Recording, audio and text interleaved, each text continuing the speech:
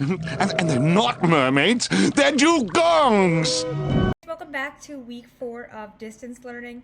Real quick before we get started, I just want to send a shout out to Zen for stopping by my office hours and even offering to help me troubleshoot some of the issues some of you were having with the video last week. With the video, it's an issue on Google's end, having issues connecting to YouTube.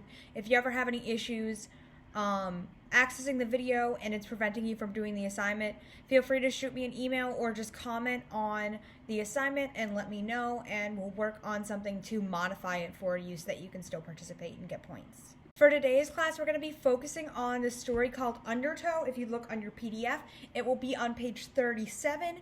I will also attach the 3 pages that are associated with this story into our weekly assignment. As always, if you don't want to listen and you would rather read on your own, feel free to pull up your PDF and skip to the end of this video and then answer your Monday daily question. The house at number 17 was only ever mentioned with lowered voices by the neighbors. They knew well the frequent sounds of shouting, slamming doors, and crashing objects, but one sultry summer night something else happened, something far more interesting: the appearance of a large marine animal on the front lawn. By mid-morning, all the neighbors had spotted this mysterious, gently breathing creature. Naturally, they gathered around for a better look. "It's a dugong," said a small boy. The dugong is a rare and endangered plant-eating mammal that lives in the Indian Ocean, of the order Sirenia, family Dugonglidae, genus Dugong, species D. dugong. None of which explained how it came to be in their street, at least 4 kilometers from the nearest beach. In any case, the neighbors were far more concerned with attending to the stranded animal, using buckets, hoses, and wet blankets, just as they had seen whale rescuers do on TV.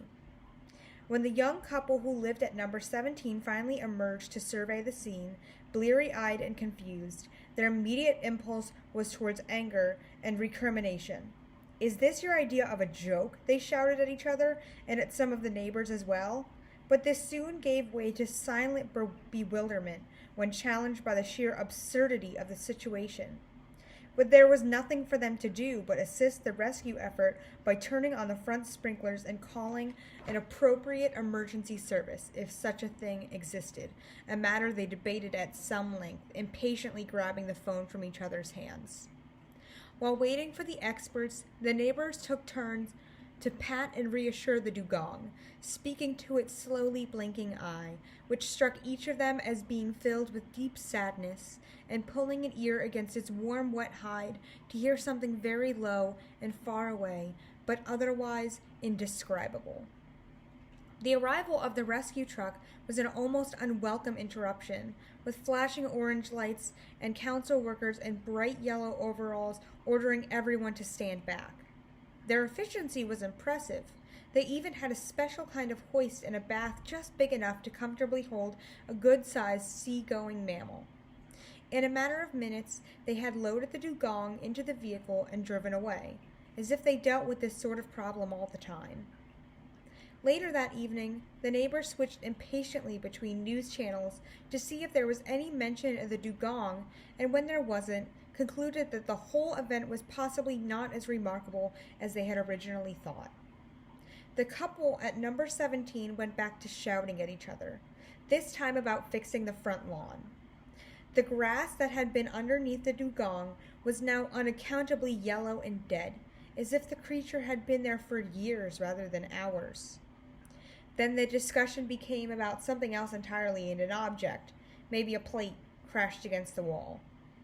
Nobody saw the small boy clutching an encyclopedia of marine zoology leave the front door of that house, creep towards the dugong-shaped patch, and lie down in the middle of it, arms by his side, looking at the clouds and stars, hoping it would be a long time before his parents noticed that he wasn't in his room and came out angrily and yelling. How odd it was, then, when they both eventually appeared without a sound, without suddenness. How strange that all he felt were gentle hands lifting him and carrying him back to bed. Now what I want you to do is take a few minutes, look on our Monday daily question, review some of the vocab words for this week, and then answer the 2 questions about comprehending the story Undertow. I'll do this with my hands.